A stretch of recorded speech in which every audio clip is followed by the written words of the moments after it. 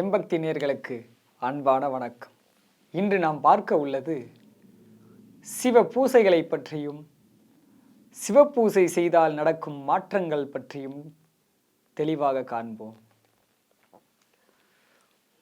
தெளிவு குருவின் திருமேனி காண்டல், தெளிவு குருவின் திருநாமம் செப்பல், தெளிவு குருவின் திருவார்த்தை கேட்டல், தெளிவு குரு சிந்தித்தல் தானே. தெளிவு குரு சிந்தித்தல் தானே, தெளிவு குரு சிந்தித்தல் தானே. சிவாய நம. திருச்சிற்றம்பலம். சிவபூசை செய்தா என்ன, அப்படி செய்தா என்னதான் மாற்றங்கள் நம்ம வாழ்க்கையில் நடக்கும்னா, இந்த சிவபூசையானது தொன்று தொட்டு காலகாலமாக சிவபூசை வழிபாடுல வந்துட்டே தான் இருக்கு. வழிபடாத ஆளே இல்லை. எவ்வளவு பெரிய ஆள், மகாவிஷ்ணு, பிரம்மர், இந்திரன், சூரியன், சந்திரன் எல்லாரும் மதிக்கக்கூடிய, மிகவும் மனிதர்களால் மதிக்கக்கூடிய இந்த தேவர்களே அப்படி வழிபடுறாங்க. காக்கும் தெய்வமாகிய மகாவிஷ்ணு, படைக்கும் தொழில் பிரம்மா, உத்திரர், அப்படின்னு எல்லாருமே சிவ பூஜை பண்றாங்க. சிவ பூஜை பண்ணாத ஆள் யாராவது இருக்காங்களா? எல்லாருக்குமே வரலாறு இருக்குது. மகாலட்சுமியிலிருந்து, விநாயகர்லேருந்து, முருகர்லேருந்து எல்லாருமே சிவ பூஜை பண்ணுறாங்க. நம்ம வழிபடக்கூடிய தெய்வங்களே அந்த சிவத்தை வழிபடுது. அப்போ ஏதோ ஒரு விஷயம் இல்லாமையே அவங்க வழிபாடு பண்ணுவாங்க? எல்லாமே நமக்கு தரக்கூடிய தெய்வங்கள், அந்த தெய்வங்களே சிவத்தை வழிபடுதுன்னா அந்த சிவத்தை வழிபட்டால் நமக்கு எவ்வளோ பெரிய மாற்றங்கள் வரும் என்பதை நாம் யாரும் சரியாக உற்று நோக்கலை. நம்முடைய வரலாற்றின்படி கூட அரசர்கள் எல்லாமே அதிகமாக சைவ சமயத்தை தழைத்து ஓங்கினாங்க. சிவபூசையான அப்படி சிறப்பாக பண்ணாங்க. அவங்களுடைய பெயர்களை இன்னும் மண்ணில் அழியாத வண்ணம் தான் இருக்கு. இன்னும் சிவபூசையானது வீட்டிலே வச்சு வழிபடலாம். தினமும் ஒரு குட்டி சிவலிங்கம் நீங்கள் வாங்கி வச்சு அன்றாடம் ஒரு நாள் விடாமல் இறக்கும் வரையில் உங்களால் முடிந்து பச்சை தண்ணி ஊற்றினா போதும். நான் கொஞ்சம் நல்லா வசதியாக தான் இருக்கு, ஒரு பால் வாங்க முடியும். தினமும் பால் தண்ணி ரெண்டுத்தையும் சேர்த்து பண்ணலாம். என்னால் 10 அபிஷேகம் தொடர்ச்சியாக பண்ண முடியும். நான் வீட்டில் சும்மா தான் இருக்கேன். தொடர்ச்சியாக பண்ணலாம். அவங்கவுங்களால முடிஞ்ச போல் காலையில் ஒரு வேளை எத்தனை அபிஷேகம் பண்ண முடியும் நீங்கள் பண்ணலாம்.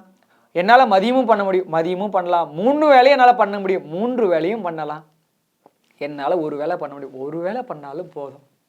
ஆனால் சிவபூசை கண்டிப்பாக நம்ம வாழ்க்கையை பெரிதளவு மாற்றக்கூடிய செயல். அது நம்ம கொண்டு வந்து சார வைக்கும். புண்ணியங்கள், நம்ம நிறைய விஷயம் வெளியே ஒரு பொருளாக கொடுத்து புண்ணியம் சேர்க்குறோம்னா அதை நீங்கள் சுவாமி மேலே நீங்கள் வந்து அபிஷேகம் பண்ணி அந்த புண்ணியத்தை வாங்க முடியும்.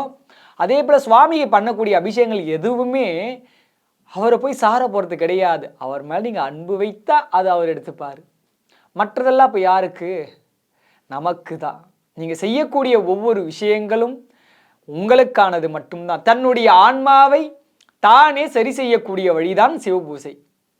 சுவாமி இருக்கிறாரு, அவர் மேலே நீங்கள் பண்ணக்கூடிய அபிஷேகங்களும் அவங்களை தொடர்ச்சியாக நீங்கள் தண்ணி ஊற்றுறீங்க பார்த்தீங்களா, அந்த நீரானது உள்ளே இருக்கக்கூடிய அழுக்கையெல்லாம் கழுவக்கூடிய நீராகும். உள்ளிருக்கக்கூடிய கெட்ட எண்ணங்களை எல்லாம் அழிக்கக்கூடிய நீராகும்.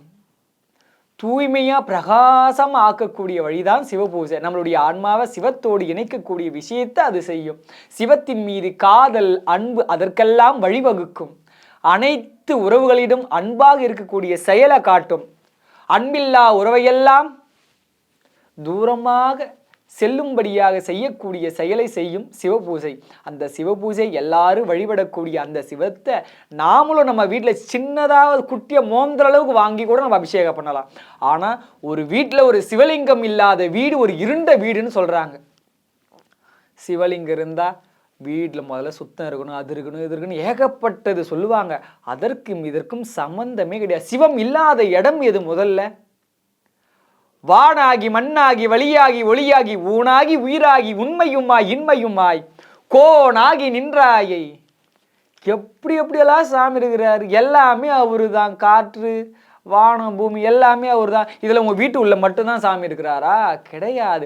அந்த சிவலிங்கத்தில் மட்டும்தான் நீ சாமி இருக்கிறாருன்னு நம்புற காரணத்தால் வீட்டுள்ள சிவலிங்கம் வைக்க மாட்டேன்னு நம்ம சொல்கிறாங்க. பெரியோர்கள் சுத்தபத்தமாக இருக்கணும், அதனால் வைக்கக்கூடாதுன்னு. ஆனால் அதே சொல்லக்கூடிய ஆள் தானே சொல்லியிருக்காங்க இதையும். காற்று நெருப்பு எல்லாமே சிவன் அதே ஆளுங்க தானே கும்பிட்றாங்க. அப்போ அங்கெங்கே போச்சு? அப்போ வீட்டுள்ள இருக்கக்கூடிய இந்த இடைவெளி ஆகாயம் அல்லவா? அப்போ அங்கே சாமி இல்லையா? இறைவன் இல்லாத இடம் கிடையாது. அதனால் வீட்டில் நீங்கள் சிவலிங்கத்தை வச்சு கண்டிப்பாக வழிபாடு பண்ணணும். அது பெரிய மாற்றத்தை தரும். சிவலிங்கம் வைத்து யாரெல்லாம் வழிபாடு பண்ணுறாங்களோ அந்த குடும்பமானது சத்தியமாக தழைத்து ஓங்கும். கர்ம வினைகளை எல்லாம் இந்த பிறவிலே அனுபவிக்கக்கூடிய வாய்ப்பை தராரு சுவாமி. அடுத்த பிறவி இல்லாமையோ இல்லை அடுத்த பிறவி கிடைத்தாலும் நல்ல பிறவியாக கிடைத்து இந்த வினையெல்லாம் இல்லாமல் ஒரு நல்ல வாழ்க்கைக்காவது நம்ம முன்னுதாரணமாக எல்லா செயலும் செய்யணும்னா, இல்லை இந்த வாழ்க்கைக்கு முன்னாடியே நம்ம எல்லாம் தயார் நிலையில் இருக்குன்னா கண்டிப்பாக சிவபூஜை வேணும். இதை நாம் கண்டுக்காமல் இதை அப்படியே விட்டு அவங்க சொல்கிறாங்க இவங்க சொல்கிறாங்க, நமக்கு இதுக்கெல்லாம் செவி சாய்க்காமல் எப்பயுமே நல்ல செய்திக்கு மட்டும் நம்ம செவி சாய்க்கணும். எது ஒரு நல்ல விஷயத்த வேணாம் ஒருத்தர் சொல்கிறாங்கன்னா அந்த விஷயத்தில் நம்ம செவியில் ஏற்றுக்கக்கூடிய விஷயம் கிடையாது. சிவபூஜை செய்வோர் வாழ்வானது என்றுமே தழைத்து ஓங்கும். உள்ளமெல்லாம் சுத்தமாகி வெள்ளம் போல் தித்திக்கக்கூடிய விஷயத்தை செய்யக்கூடியவர் அந்த அருணைநாதன். அதனால் நிச்சயமாக கண்டிப்பாக எல்லாருலையும் ஒரு குட்டி சிவலிங்கமாவது வாங்கி வைத்து நீங்கள் ஒரு அபிஷேகம் பண்ணலாம். அப்படி இல்லை என்னால் ஒத்துக்க முடியாது, என் மனசு ஒத்துக்கலைன்னா பிரதோஷம் அப்போவாவது கையில் ஒரு சின்னதாக சிவலிங்கம் போல பிடிச்சி அபிஷேகம் பண்ணலாம். சந்தனத்தில் பிடிச்சி அபிஷேகம் பண்ணுங்க. அப்படி அதுவும் என்னால் முடியாது, மாதத்திற்கு ஒரு முறையாவது வாழ்க்கையில் சிவபூஜை செஞ்சால் அதாவது பரவாயில்ல.